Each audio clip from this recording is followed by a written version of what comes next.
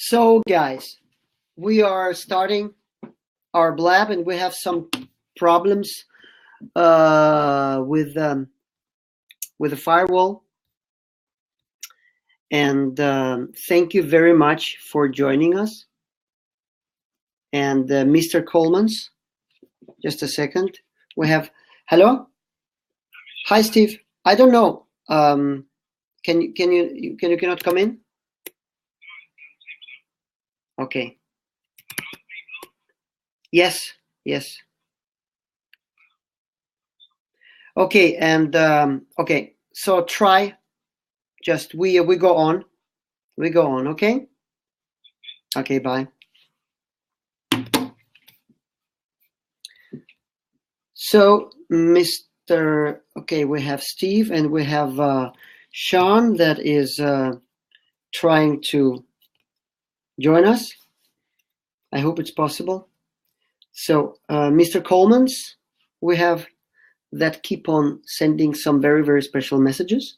Please, if you have any questions, Mr. Coleman's, ask us. Otherwise, we will ban you in 1 second. Maybe we should do it already now. But if you have something to ask about, please. Why I am bold? Because actually I love being bold. That's very aerodynamic. That was a good question. Thank you. So Sean, how is going with trying to connect? Okay.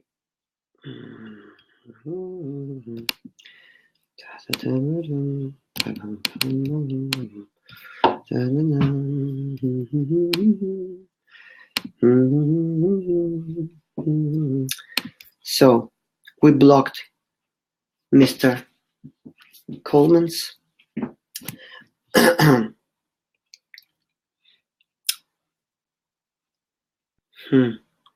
Should we try to restart? We try to restart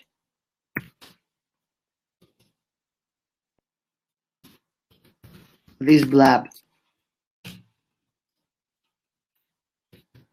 Connect in 1 minute again, please, to the same link.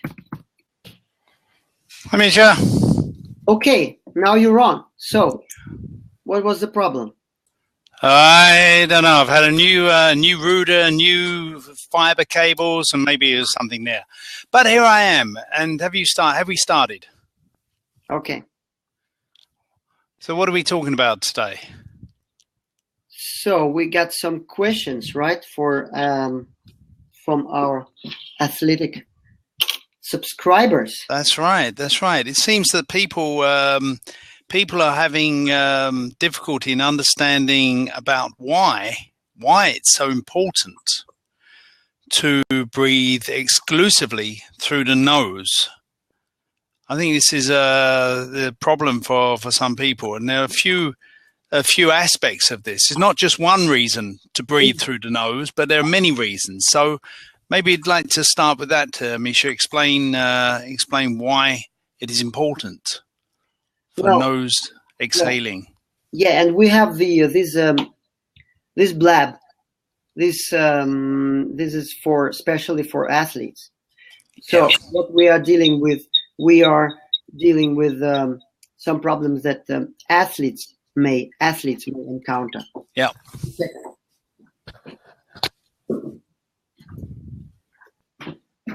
Okay, so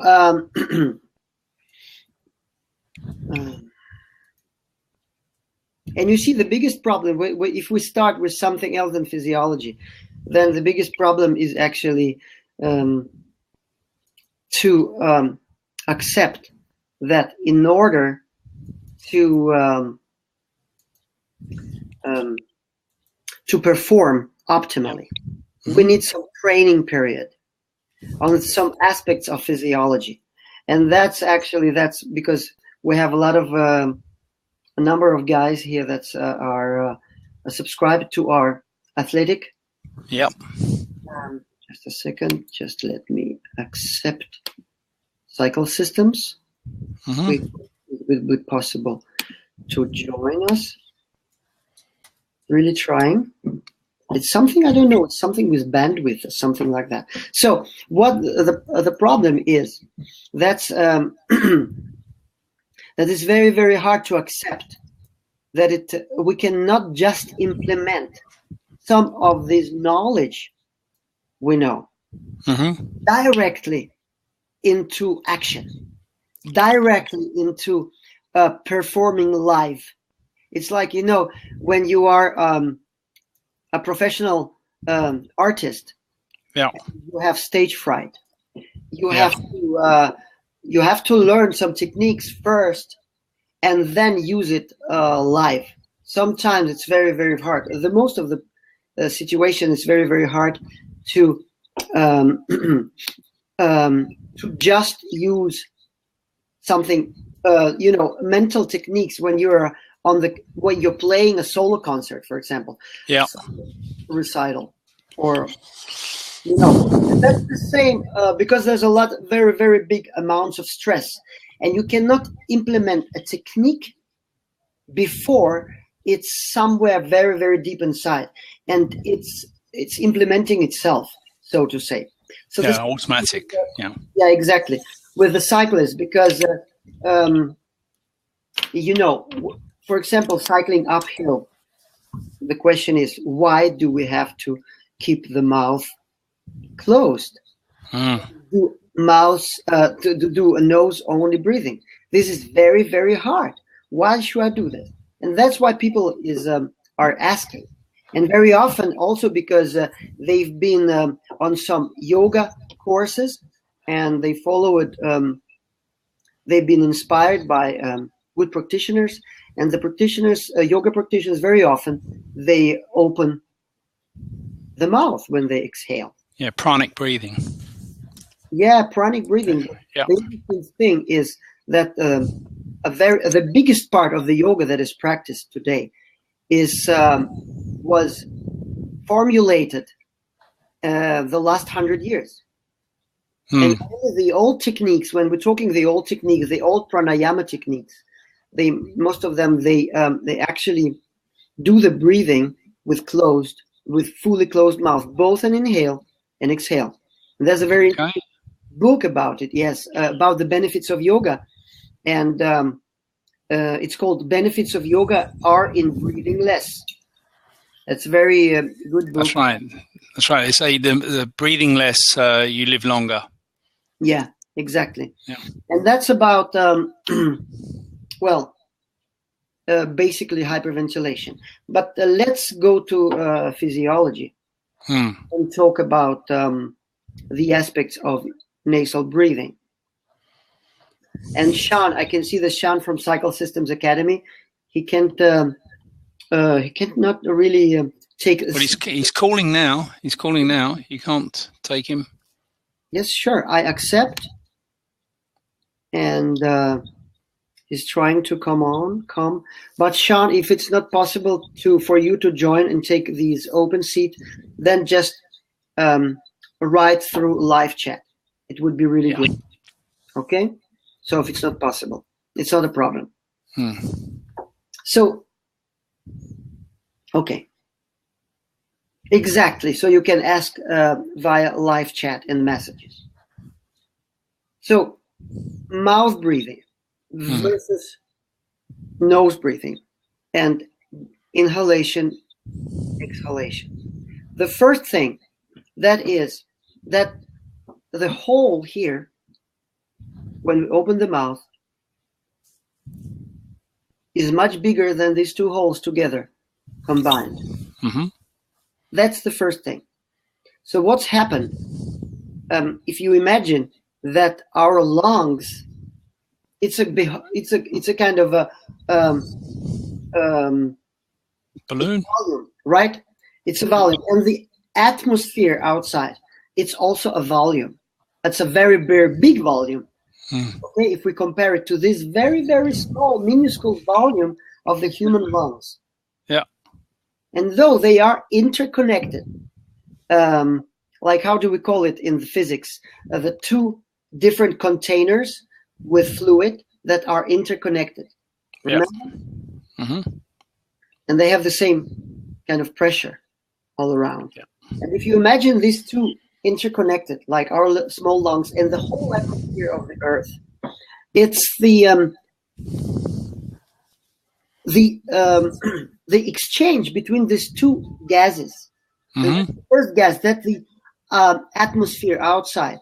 And Yep. another gas, it's actually a blend of our lungs inside. And Okay. those two has a different blend of gases. Very, very different. There's a 200 times more CO2 in the atmosphere outside. Wow. 200 times. 200 times. Exactly. It's about 0.04 is 0.04%. Okay. And here we have about 5, 6 if we are good. If we have good health, we have 6.5. And then really good health. If we have super health, we have 7% of carbon dioxide in the lungs. So when we connect those two small lungs with its own blend of gas, oxygen, and carbon dioxide, and the whole atmosphere of the Earth outside, we really have to regulate, because that's the normality inside the lungs to have 6%. And that's the normality outside in the atmosphere to have 0.04. A huge difference. Yes.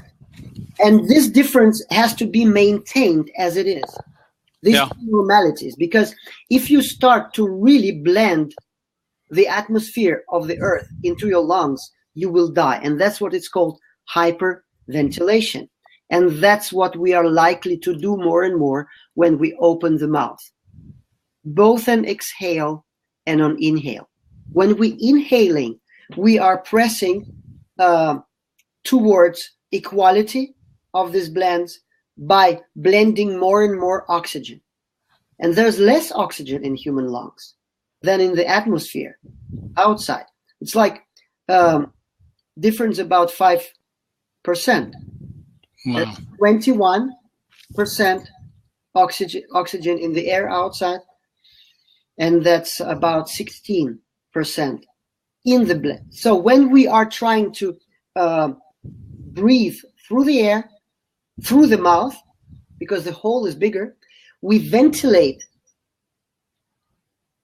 more oxygen in and more carbon dioxide out. So carbon dioxide here from 6 at the best goes down and ventilates down to 5, down to 4. And oxygen goes up from 16 maybe to 17 or 18.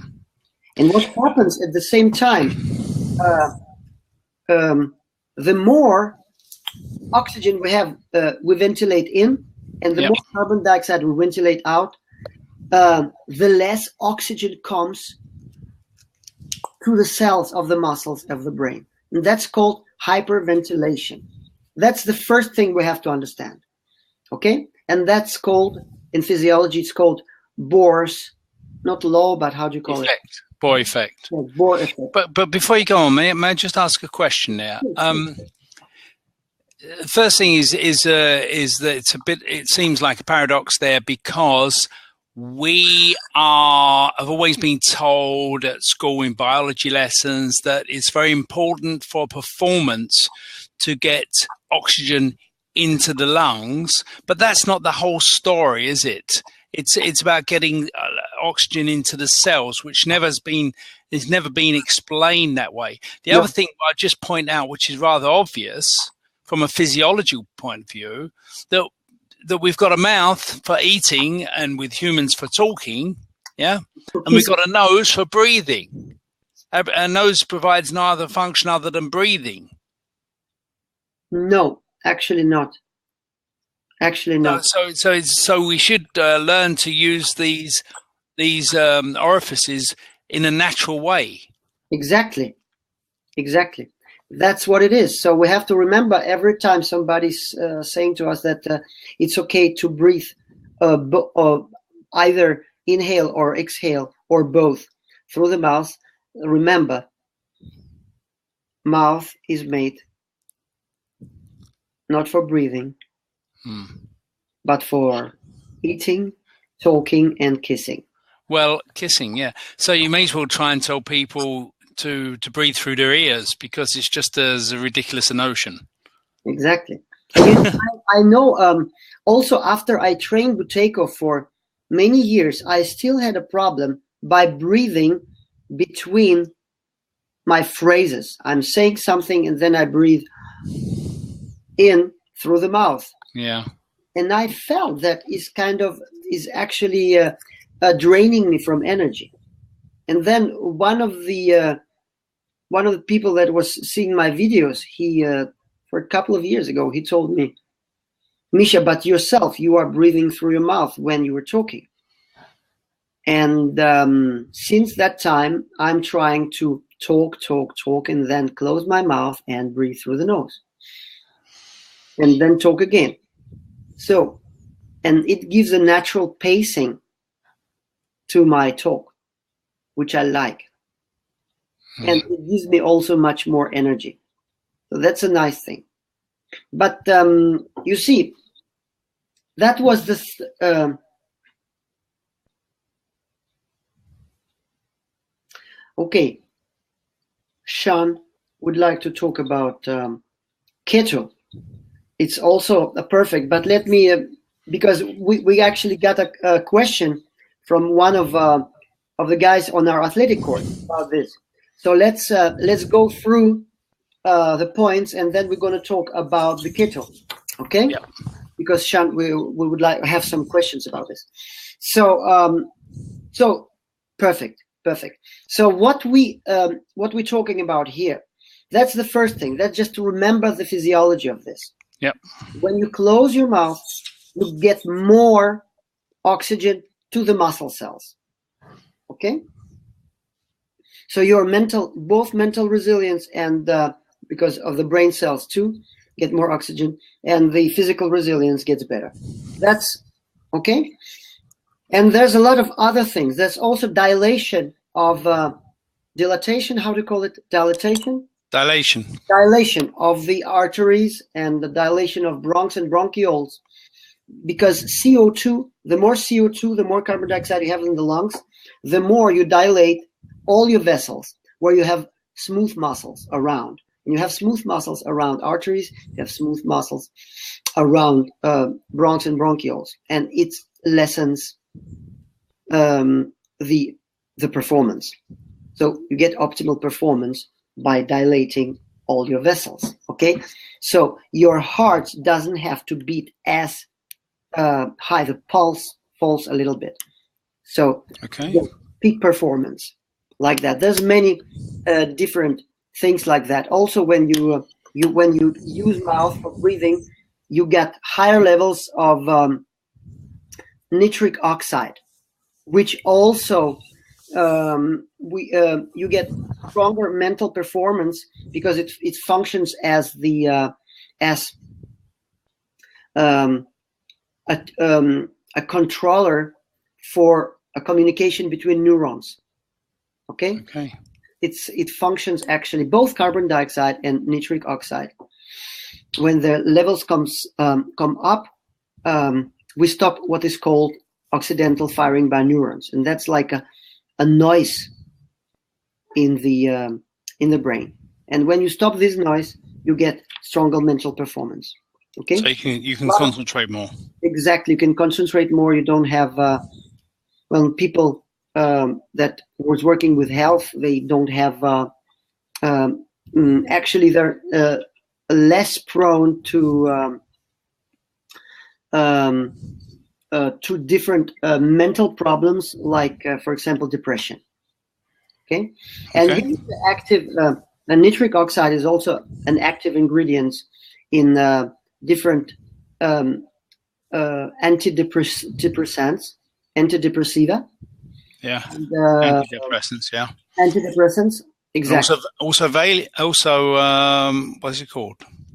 It's the same thing with the sexual performance, and that's the Viagra and things. The Viagra is also an active ingredient in Viagra. It's also an active ingredient in different drugs for the heart because it dilates the arteries very, very quickly. Nitrogen monoxide, nitric oxide. Okay. That was about Buteyko, theory about carbon dioxide and things like that. Now we are ready for some ketogenic questions. Please. So go ahead, Sean. Ask your question. Please, Sean. Yeah. So while we are waiting for Sean to write down a question, to formulate a question, I want to say that this is a blab, especially for people that are working with athletic course. We just started for some weeks ago, and the next one will be for people that are starting at 7 o'clock in 30 minutes or so. 30 minutes, actually, yeah. Well, while we're waiting for that, I've got a question. What's the difference between being keto adapted and being in ketosis? What is the fundamental difference? Oh, just a second. Wow, what is that? It's not me. I'm innocent. I know. Just a second.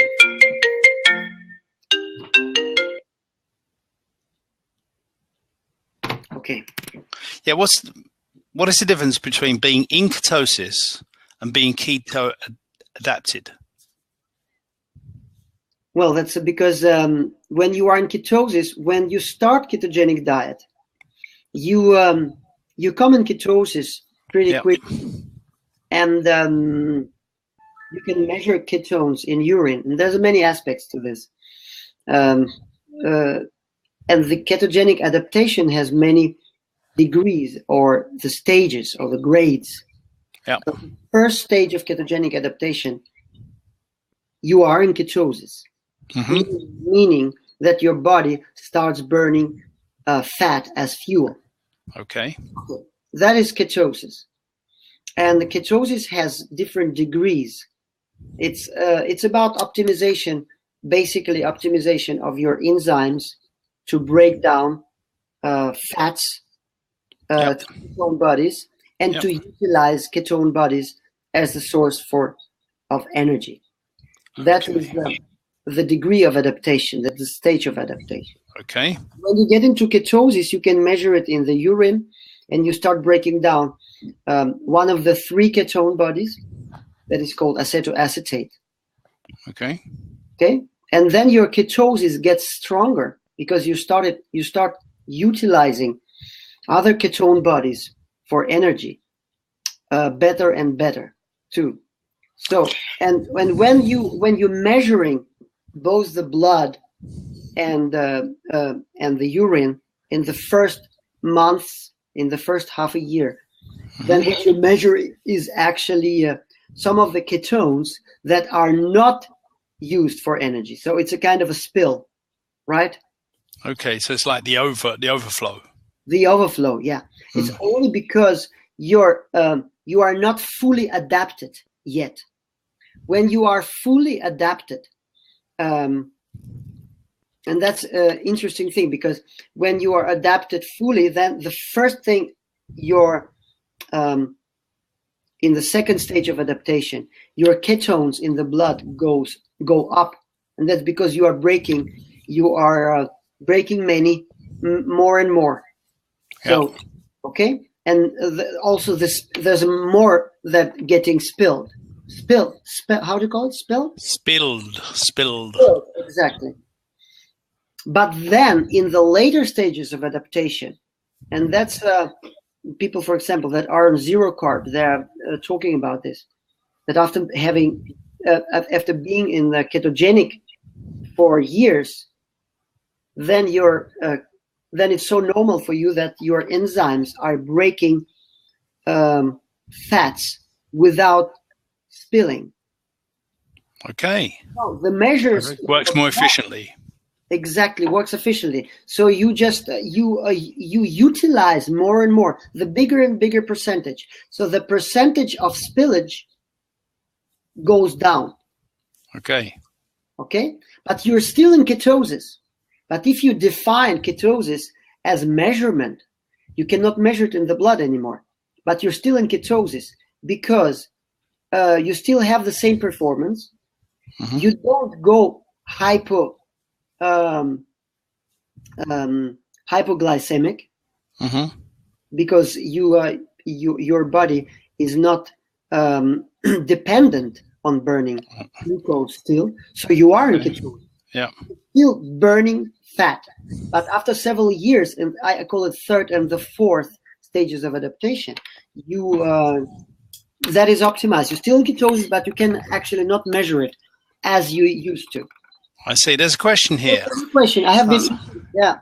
I've been eating no carbs or sugars for 8 days now. Well done. How do I track how much protein, fat to eat? Okay, that's an interesting question. How much protein? I mean, as an athlete, I guess you still need protein. Yes, exactly. You see, when you're eating no carbs or sugars for 8 days now, that's more like zero carb. And right, Sean? So and you are it still triggers the same response. So you start using ketones as your preferable source for energy. But then how much protein, fat to eat? And that's called doing the macros. And that's the question of actually making a computation of. You see how much fat do you eat during the day, and you see you track, you count the grams of things, and you know how is the balance between fats and proteins, for example, in meat, or if you're eating some butter, or if you're eating eggs, you know the balance between carbs. So you're counting the grams of fat, the grams of protein. And then you know that the gram of protein, the energetic value of the gram of protein is 4 kilocalories per gram. 4 kilocalories, and not calories that people think like it's 4 calories per gram. No. That's 4,000 calories per gram. 4 kilocalories. Okay? And 1 gram of fat, pure fat, it's 9 kilocalories. So it's almost 2.5 times a more valuable seeing as, a source for energy. So that's how you actually see how many percent of your energy is coming from fat, how many percent of your energy in kilocalories are coming from protein. And that's because if you were eating 0 carbs, then you have 0. Then you have 100%. And what we call these macros is, for example, in therapeutic ketogenic diet, we say 90% energy is coming from fat, 8% coming from protein, and 2% is coming from carbs. So, and that depends on what you are using it for. The question is, what are the recommended percentage for fat and protein in keto diet?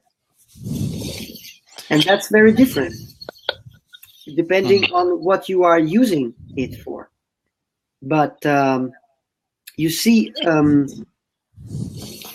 if it's therapeutic, you need very low levels of glucose in the blood. That's the priority, because when you get high levels of glucose, it promotes inflammation. It promotes insulin up, and insulin actually stops for the ability to use fat as fuel. And if you are an athlete, the priority is different. You don't talk so much about carbs, but you just want to be, maybe if you go 0 carb, you want to be clean on fat. And that's for endurance athlete is very, very good. Okay. For endurance athlete, yes. Well, I don't know where Sean was talking about actually physically monitoring, but if you've got a Samsung Galaxy S5 or S6 or S7, it's actually got a health app in there.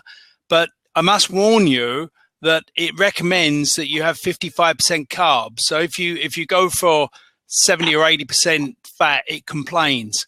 But it's very good at working out if you want to track. I've used it for the past 6 months to track exactly what I eat. So I know exactly what proportion of fat and protein.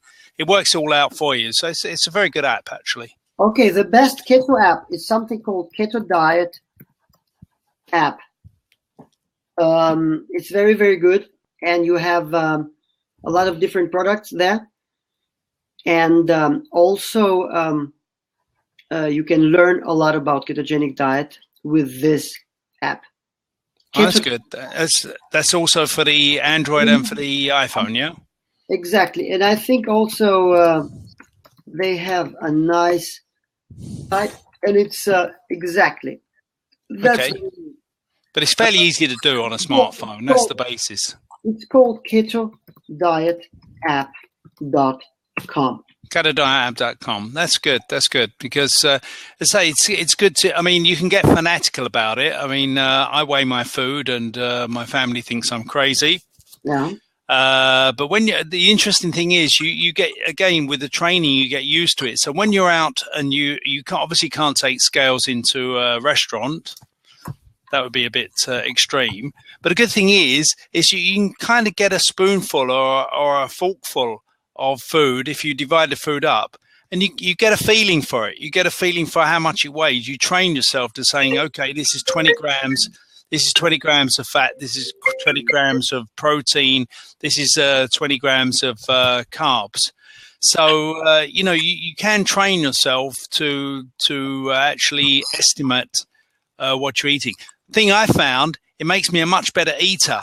I'm much more thoughtful about what I'm eating when I'm eating it, which I think is a great thing. It allows me to appreciate my food much, much more, especially combined with the intermittent fasting. I really savor my food now. Exactly. So that's a question. Is it true if you eat too much protein, it turns to carb, sugars in your blood? Glucose, yeah. To glucose, exactly. That's what it does. It's all. It's called gluconeogenesis. The process that goes in the liver that where you when you eat too much protein that you cannot use as energy is getting stored. Okay, it's glycogen, and then released with the process called gluconeogenesis, where you release glucose from this stuff. Okay, I want to make sure I'm not doing this. I suspect I have been this last week. Yes, and that's actually why it's very good idea to measure the urine and to measure the blood. Okay, so you measure the blood, your glucose. If you measure, for example, if you have if you went through the first level of adaptation, and that's the first week, 2 weeks, 3 weeks maybe, then you can measure your glucose and your ketones in the blood. And then you can see, well, you can also measure it from the start, the glucose in the blood. But the ketones might not be in the blood yet. Okay? So you can also track how it's going. Otherwise, use the Keto Diet app to find out the percentage. Okay. I'll ask you a question. I'll write it so Sean can see it. Okay. What is daily recommended amount of protein in grams for athletes? That's hard to say because it's very, very different. It depends on the sport. Okay. And, exactly. And it depends on the very high level, on the high level of performance, where you're when we're making when I'm working with one-to-one with my clients, in order to measure the daily energy expenditure or the energy need, you use a coefficient that goes from 1.4 to 2.4, and that's a coefficient that is showing the level of activity. Okay. The more activity, the more carb you can tolerate, actually on the ketogenic diet, and the more protein you can tolerate. So that's because you're burning it off immediately. You're burning the carbs off. Exactly. So you can, for example, the athletes that are keto adapted, they can eat 100 grams of carbs a day and burn it. It will not throw them off ketosis. In the same way, that's some differing amounts of protein, but normally you say that it could be like 1.5 gram of fat for 1 gram of your weight, of your lean weight, lean body mass. Okay, between 1 and 1.5, it's different. I guess it can also be 2. It depends. So you can. It means you can eat maybe 100 grams of protein, 150 grams of protein a day, without. You need protein for muscle building. That's right. But you don't need carbs. Yeah, but you actually don't need carbs because exactly because of the same system that the carbs is not an essential macronutrient. Okay. The fat and the protein are essential macronutrients. The carb is not. So just a second. So you get all the carb you need because brain need a little bit of carb too, and this carb we get from gluconeogenesis, and that's enough. That's the really enough. Okay, for the needs of the body. You don't need to supply carbs with dietary sources. Okay, so Sean says that I use 2 to 3 carb gels per hour. I've been doing maximum 1 hour rides in the last week, which I could do without eating before keto. Do I need to wait to go to stage 2 or 3 before going on longer rides without carb gels? Oh, that's a very good question. You see, if you need to go on longer rides without carbs, and you can always take some supplement, and you will burn it.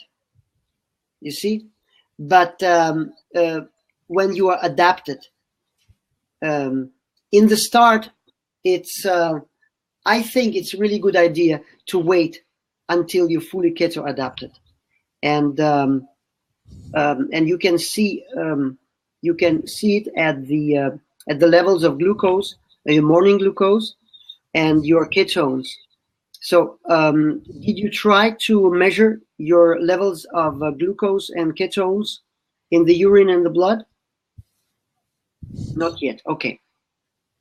So I would say that would be a really good idea to see. And if you are, for example, more than a half millimole per liter, 0.5 millimole per liter, then you are in stable ketosis, and you are, if you don't have a dietary fat, so lipids in your blood, then you can always use the fat, the abdominal fat you have. So you have a lot of reserves there. but you need to be adapted. So when your ketones in the blood are about half or higher, then you can go for a longer rides. That's my question now. Yeah. Can Sean push the keto adaptation? Because my experience is when I'm intermittent fasting and then do exercise, it pushes me into ketosis. Because if I haven't eaten carbs, then my body has no choice but to use ketone bodies, or produce ketone bodies for me to use. Exactly, that's a very good idea. And actually, to go into ketosis, starting by a 2 days or 3 days fast, that's the fastest way to go into the ketosis naturally. And when you do intermittent fasting, it's by diminishing the nutritional window during the day. It means starting to a little bit later, stopping the last meal a little bit sooner, right? So that's what we call the nutritional window. So you start burning ketones during the night much faster. And that's what drives you much more efficiently into the state of a stable ketosis. Okay? Oh, well, you have been riding to work 1 hour Healy ride before breakfast. That's cool. Getting hypoglycemic. Yeah, that's good. Well, that's good. Without hitting what's your mood like, Sean? What's your mood? Because again, I found out at the very beginning I got very ratty, and I mean I've always had that problem that when I was hungry, I got very irritated. But after a while, I found that I wasn't irritated or hungry, to be honest, before doing exercise in the morning. But the feeling after doing exercise, whilst doing intermittent fasting, whilst being keto adapted, was that I actually felt elated after exercise, which is completely different from when I was exercising by eating carbs. I just wonder if you... Okay, yeah, you get I think that hangover might be an electrolyte balance problem. That's what I found. Exactly. So what you need, well, one of the best things. Good. Okay. So one of the best things to get a perfect balance of electrolytes, I can show you.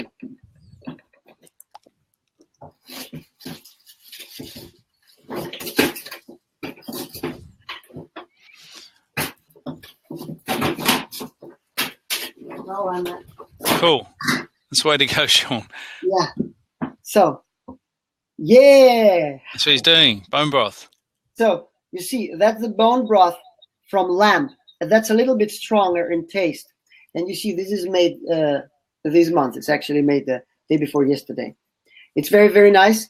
And not everybody can eat bone broth made fully from lamb because it has a strong taste. But we can. Yeah, tastes like eating woolly jumpers. Yeah. I think one of the problems with the salt thing is the fact that when you stop eating bread and wheat products, then your salt intake is naturally reduced. Well, yes, that's also about salt balance. That's because it's also an electrolyte. Hi, Johnny. Magnesium and potassium. Hi, Johnny. Yeah, magnesium and potassium. Yeah, magnesium's an important one because you might get cramps, not while you're cycling. I got cramps just lying in bed. Okay. So if you want, actually, I really like to inspire people I work with taking natural sources of electrolytes. Okay, and natural sources of electrolytes is not pills with magnesium and potassium. It's much better to make lifestyle change and start really having a lot of electrolytes in your fridge, in your freezer, and that's the bone broth. Okay, and just make a good recipe. Find a good recipe. I have a couple of ones. If you search on Misha Sakharoff bone broth on Google, you will find several different recipes, both video and articles about it. Okay. And the nice thing is it's really cheap. I mean, you know, to buy the bones, it costs next to nothing. It's actually that's my dog, the food for my dog.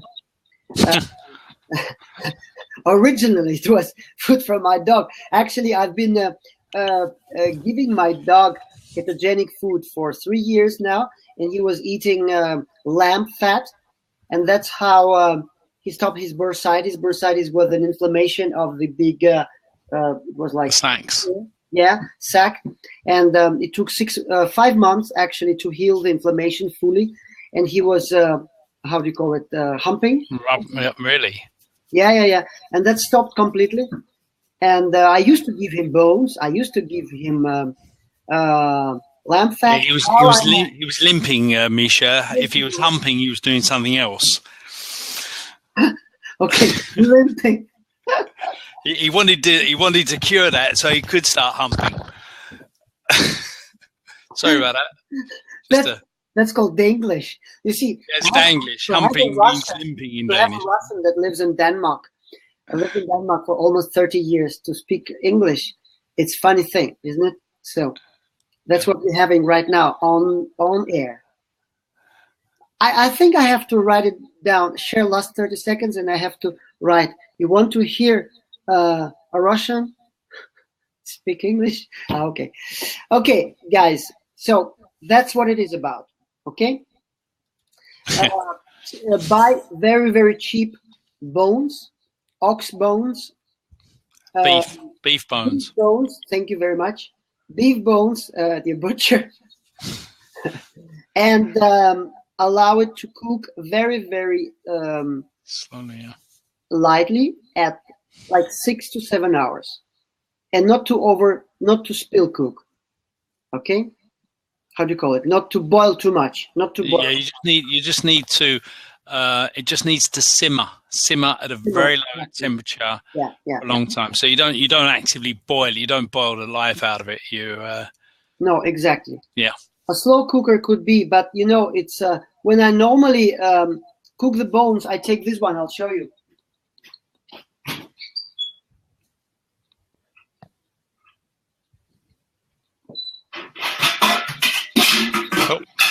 That's a special one I have. So this one is 50 liters. This could be all the bones you want. And what I want a lot of bones. You get a whole cow in that. Yeah. And I want a lot of bones and not too much water. So it's got to be very, very concentrated. Okay? So the concentration is high. The more bones you have, the less water you have. And the water just covering the bones. So it always be a very big concentration. And then I'm eating I take a couple of ones during the week. So and you have a place in your fridge too. So that's a good idea. Okay. Good. So that was about bones. That was about keto. That was about breathing. So we actually breathing keto, aren't we? Okay. Misha, I've got a question. We love keto. That's what I mean. We are breathing keto. So, Misha, yeah. I got a question. Yeah. Is it true that or not that if you eat saturated fats such as coconut oil, that they are immediately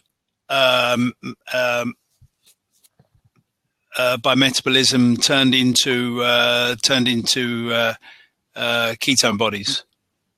Is that true that they immediately produce ketone bodies on digestion? Yes, you see the saturated fats are more easily used for digestion. That's right. Yes. Okay. So a quick path to keto is by saturated fats.